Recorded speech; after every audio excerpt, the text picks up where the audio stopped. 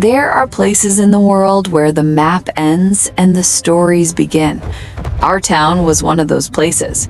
We had a ghost story, not of a person, but of a machine, a cheerful blue train engine named Choo Charles Thomas. The story, passed from grandparents to parents to children, was simple and terrible. If you sailed out past the old lighthouse into the deep gray waters where the fog clung to the surface like a shroud, and if you were foolish or unlucky enough to peer into the dark water below, you might see a shape, a flash of faded blue, a glimpse of a familiar smiling face far, far down on the ocean floor. And if you saw him, if you laid eyes on Choo Charles Thomas, a great calamity would soon follow you home. It was a mariner's curse, a fisherman's warning. Some said it brought storms that would smash boats against the pier. Others whispered it caused fires that would gut the cannery or collapses in the old coastal mines. My own great-uncle Clive, the fisherman who confronted Dr. Thorne at the dock, claimed he saw the blue engine in 1958. A week later, a mysterious sickness blighted the town's best fishing grounds for a whole season. The stories were consistent. The fear was real. Choo Charles Thomas was not a friendly storybook character to us. He was a sunken idol of bad luck, a sleeping curse at the bottom of the sea. All that changed when the outsiders arrived. They came not on fishing boats, but on a large, sleek vessel called the Atlas, a research ship filled with scientists and engineers led by a woman named Dr. Eris Thorne.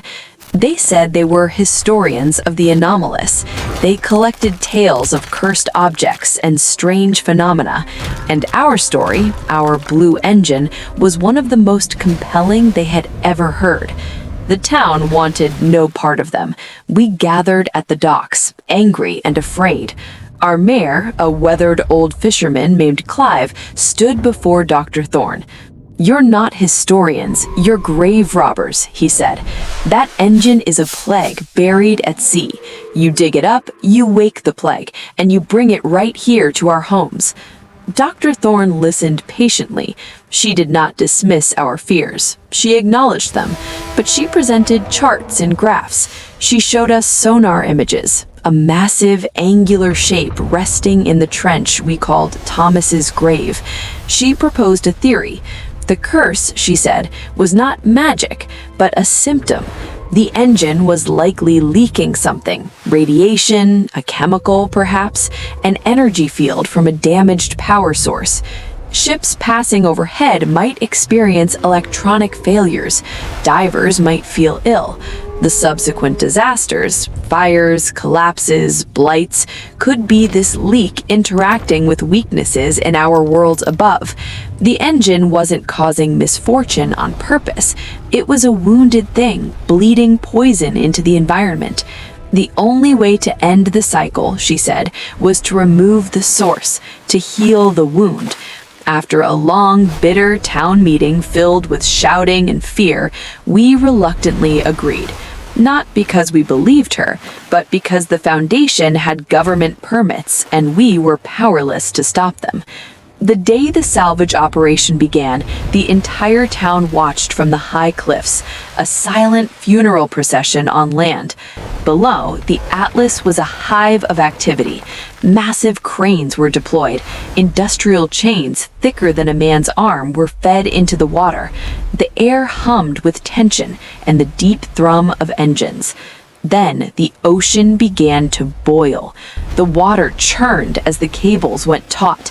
A deep groaning sound echoed across the bay, the sound of metal protesting after decades of silent rest. And then he rose. It was a sound I will never forget. A colossal eruption of water as the surface broke, and a mountain of rust and ruin ascended into the light of day. Waterfalls cascaded from a form that was both familiar and utterly alien. There was the blue paint, but it was a scab under thick crusts of rust and monstrous coral growths. There was the face, but the smile was a cracked grimace, and the eyes were hollow black pits. But the true horror, what stole the breath from every person on that cliff, were the legs. Not wheels, huge, rusted, mechanical spider legs fused to his sides, tangled in the rotting remains of fishing nets and draped with seaweed. He was a train, but he was also something else, something that had been changed to survive or to fight in a place no train should ever be.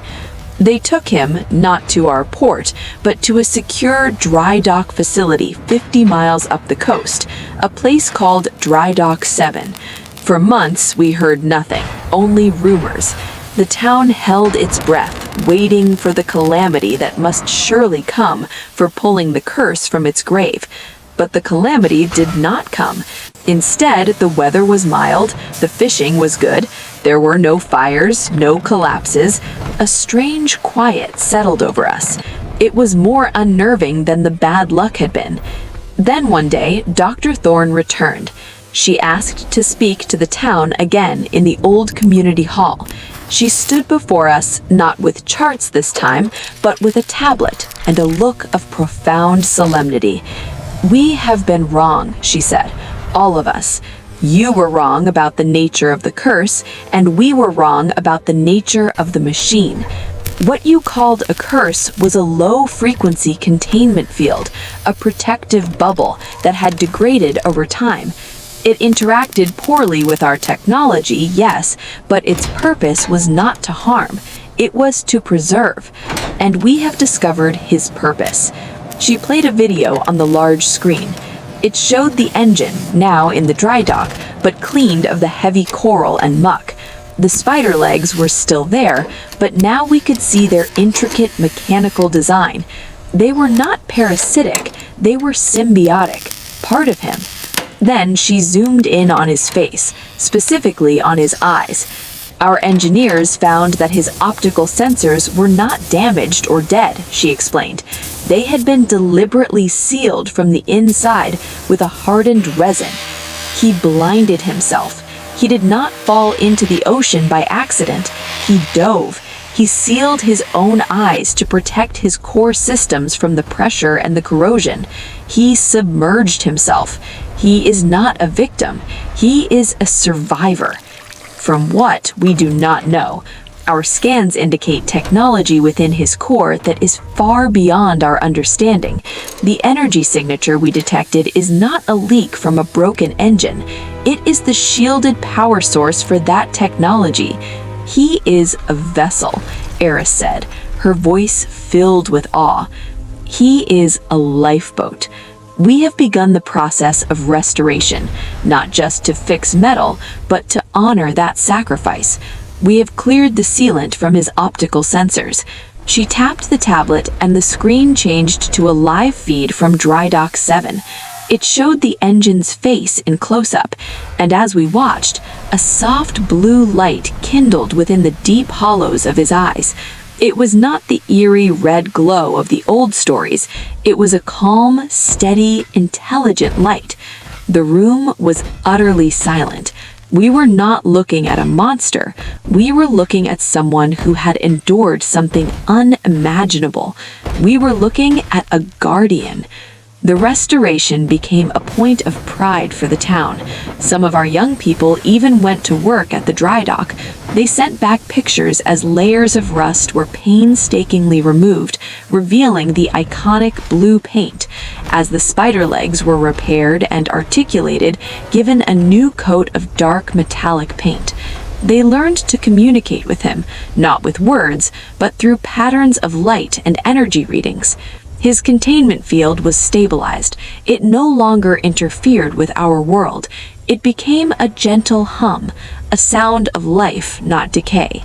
Today, Choo Charles Thomas does not sit in a government warehouse. He stands here, in our town, in the new Maritime History Center we built for him. He is the centerpiece. Children who were told the scary story now press their hands against the glass, not in fear, but in wonder. They see a big, brave blue engine who has come home. My great-uncle Clive, the fisherman who confronted Dr. Thorne at the dock, he visits every Sunday.